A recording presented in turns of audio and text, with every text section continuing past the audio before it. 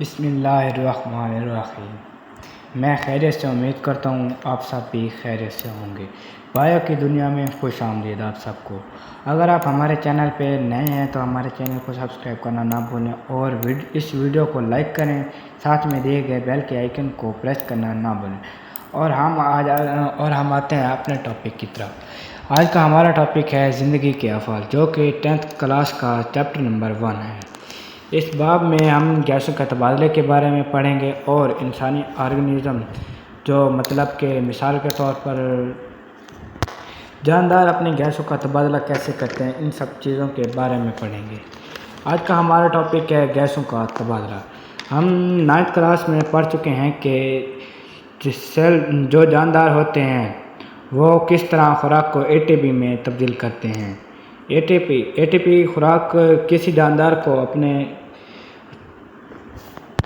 تمام جاندار اپنے سرگرمیوں کے لیے ATP کی شکل میں انرجی کی ضرورت ہوتی ہے تمام جانداروں کو۔ یہاں سیلولر ریسپریشن وہ عمل ہے جس میں آکسیڈیشن ریڈکشن ری ایکشن سے خوراک میں موجود CH بانڈ کو توڑا جاتا ہے اور اس سے نکالنے والی انرجی کو ATP انرجی میں تبدیل کیا جاتا ہے۔ یہاں پہ ہمیں ایک تعریف ملتی ہے جو کہ بورڈ کے لحاظ سے امپورٹنٹ ہے، سیلولر ریسپریشن۔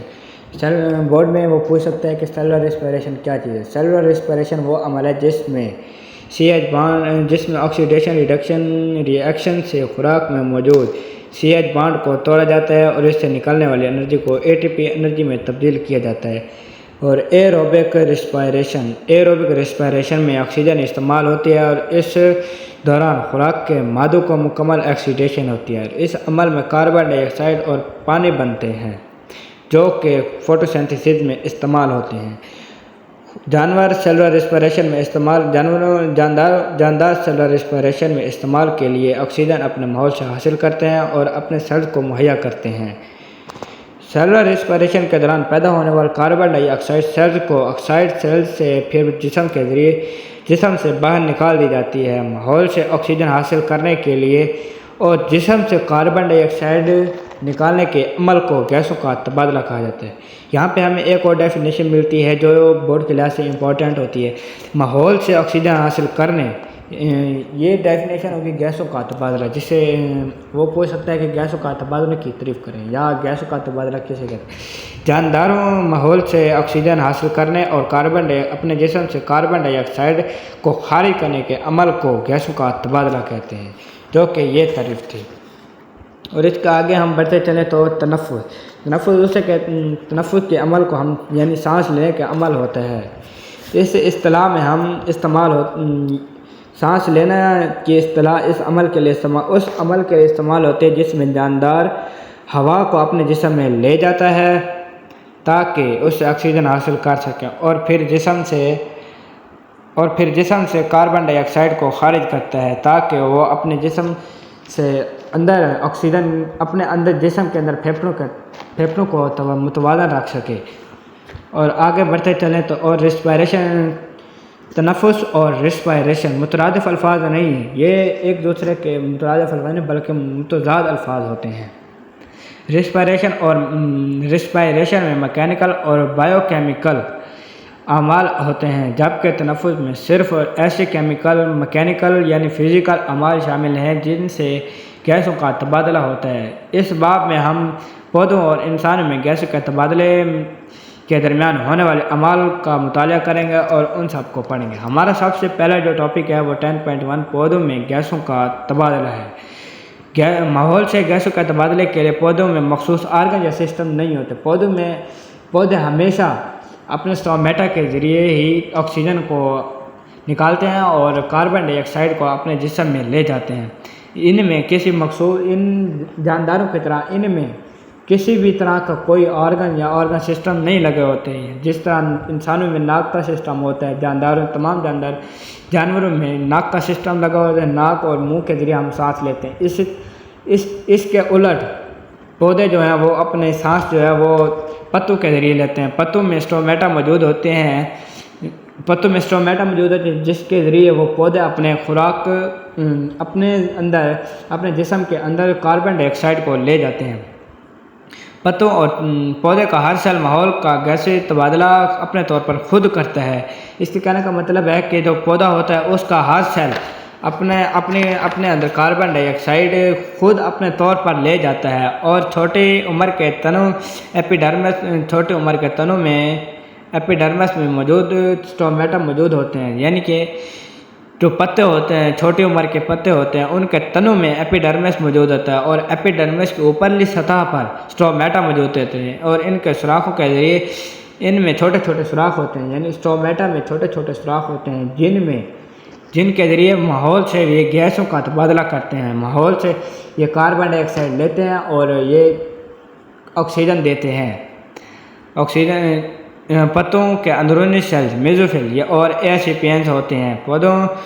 پودوں کے اندرونی سیلز میزوفل اور تنوں کے سیلز کے مابین خالی جگہ یعنی میزوفل ایرسیپینس ہوتی ہیں، جو گیسوں کے تبادلے میں مدد دیتی ہیں۔ یہاں پہ ہمیں ایک اور ڈیفینیشن اوپر بھی ملتی ہے، یہاں پہ یہ جو لگی ہوئی اسٹومیٹا، اور نیچے بھی ملتی ہے ایک جو گیسوں کا تبادلے میں مدد دیتی ہے۔ ایک اور چھوٹی عمر کے پتوں اور چھوٹی عمر کے تنوں ایپیڈرمس میں موجود چھوٹی عمر کے تنوں میں ایپیڈرمس اوپرلی سطح پر ایپیڈرمس موجود ہوتا ہے، جس میں اسٹومیٹا لگے ہوتے ہیں۔ اسٹومیٹا میں چھوٹے چھوٹے سوراخ ہوتے ہیں جن کے ذریعے پودے ماحول کے ساتھ گیسوں کا تبادلہ کرتے ہیں۔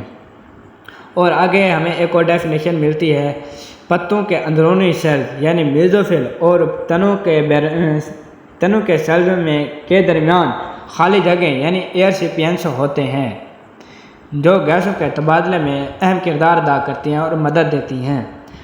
سیلولر ریسپائریشن، جو ہم گیسوں کا تبادلہ کرتے ہیں اس کو سیلولر ریسپائریشن کہتے ہیں۔ پتوں کے سیلز کو دو مختلف حالات کا سامنا کرنا پڑتا ہے، یعنی کہ دن کے وقت اور رات کے وقت۔ دن کے وقت اسٹومیٹا کھولے ہوتے ہیں جس کے ذریعے یہ گیس لے رہے ہوتے ہیں، کاربن ڈائی آکسائڈ گیس لے رہے ہوتے ہیں اور آکسیجن گیس جسم سے خارج کر رہے ہوتے ہیں۔ دن کے وقت دن کے اوقات میں جب پتوں کے میزوفل سیلز فوٹوسینتھیسس اور ریسپائریشن ساتھ ساتھ کر رہے ہوتے ہیں تو فوٹوسینتھیسس میں پیدا ہونے والی آکسیجن سیلولر ریسپائریشن پیدا ہونے والی گیس جو آکسیجن کہلاتی ہے وہ ریسپائریشن میں استعمال ہو رہی ہوتی ہے۔ اسی طرح سیلولر ریسپائریشن میں پیدا ہونے والی کاربن ڈائی آکسائڈ فوٹوسینتھیسس میں استعمال ہو رہی ہوتی ہے۔ فوٹوسینتھیسس کسے کہتے ہیں؟ فوٹوسینتھیسس اسے کہتے ہیں جو پودے پودوں کے خوراک بنانے پودے جس کے ذریعے خوراک بناتے ہیں اسے فوٹوسینتھیسس کہتے ہیں۔ تاہم رات کے وقت جب فوٹوسینتھیسس کا عمل نہیں ہو رہا ہوتا تو اسٹومیٹا بند ہوتے ہیں، جن کی وجہ سے فوٹوسینتھیسس کا عمل نہیں ہو رہا ہوتا، اور پتوں کے سیل اسٹومیٹا کے ذریعے ماحول سے آکسیجن لے رہے ہوتے ہیں اور کاربن ڈائی آکسائڈ نکال رہے ہوتے ہیں۔ رات کے وقت یہ آکسیجن لے رہے ہوتے ہیں ہم سے اور کاربن ڈائی آکسائڈ خارج کر رہے ہوتے ہیں۔ اسی طرح آپ دیکھ سکتے ہیں کہ یہ پتے کی اوپرلی سطح کو کیوٹیکل کہتے ہیں اور اس کی نیچلی سطح کو بالائی ایپیڈرمس کہتے ہیں، اور اس کے اندرونی سطح کو میزوفل سیلز کہا جاتا ہے، اور سب سے اس کے درمیان دیکھ سکتے ہیں اب چھوٹے چھوٹے سوراخ موجود ہیں جن کو ہم اسٹومیٹا کے سوراخ یعنی کہ جو ہم نے اوپر پڑھ چکے ہیں، ادھر میزوفل پتوں کے اندرونی سیل اور تنوں کے سیلز کے مابین خالی جگہ یعنی ایئر ریسیپینٹس ہوتی ہیں۔ یہ وہ ایئر ریسیپینٹس ہیں جن کے ذریعے ہوا اندر داخل ہوتی ہے اور خارج ہوتی ہے۔ یہ دیکھ سکتے ہیں آپ تیر کے نشان کے ہوا باہر ادھر سے آپ کو نظر آئی ہوگی کہ ہوا باہر نکل رہی ہے اور ادھر سے ہوا داخل ہو رہی ہے، اور یہ گارڈ سیل ہیں جو ہوا کو اندر جانے اور باہر نکلنے میں مدد دیتے ہیں۔ تو ہم آگے چلتے ہیں۔ لکڑی رکھنے والے پودے یعنی کہ بالغ جڑوں کے تمام سطح کی ڈال یعنی لکڑی رکھنے والے تنوں اور بالغ جڑوں کے تمام سطح چھال سے ڈھکی ہوتی ہے، یعنی کہ موٹی چھال لگی ہوتی ہے۔ آپ نے اکثر دیکھا ہوگا کہ اکثر پودوں کے اوپر موٹی مردہ سیلز کے ایک چھال لگی ہوتی ہے جن کو ہم اپنے آگ کے طور پر استعمال کرتے ہیں۔ یہ چھال گیسوں اور پانی کو جذب نہیں کر سکتی، یہ مردہ سیل پر مشتمل ہوتی ہے۔ تاہم چھال کی تہہ میں مخصوص سوراخ اگر ہم مائکروسکوپ کے ذریعے اس کا معائنہ کریں، اگر ہم ایک چھوٹی سی چھال کو لے لیں، اگر کسی پودے کی یعنی کہ ککر ہو گیا یا سفیدہ ہو گیا، اس میں سے کسی ایک کا وہ لے لیں، چھال وغیرہ لے لیں، تو اس کو ہم اگر مائکروسکوپ کے ذریعے دیکھیں تو ہمیں اس میں چھوٹے چھوٹے باریک سوراخ نظر آئیں گے۔ جن کے ذریعے وہ مخصوص سوراخ نظر آئیں گے، جن کو ہم لینٹس سیلز کہتے ہیں۔ یہ سوراخ گیسوں کو گزرنے میں مدد دیتے ہیں یا اجازت دیتے ہیں۔ چھوٹی عمر کے جڑوں میں گیسوں کی سطح، یہ اگر پڑھیں یا نہ پڑھیں آپ کی مرضی، یہ امپورٹنٹ نہیں۔ اوپر والی جو ہم نے ابھی ڈیفینیشن پڑھی ہے، لکڑی رکھنے والے ووڈی، ان کو انگلش میں ووڈ کہا جاتا ہے، جن تنوں اور بالغ جڑوں کے تمام سطح چھال یعنی بارک سے ڈھکی ہوتی ہے۔ یہ چھال گیسوں اور پانی کو جذب نہیں کر سکتی، تاہم چھال کی تہہ میں مخصوص سوراخ نظر آتے ہیں جو ہم مائکروسکوپ کے ذریعے ان کو ہم عام آنکھ کے ذریعے نہیں دیکھ سکتے، اور جنہیں ہم لینٹس سیلز کہتے ہیں۔ یہ سوراخ گیسوں کو گزرنے میں اجازت دیتے ہیں، گزرنے میں مدد دیتے ہیں یا اجازت دیتے ہیں۔ اس کو اگر ہم چھوڑ دیں تو اس کا کوئی مسئلہ نہیں ہے۔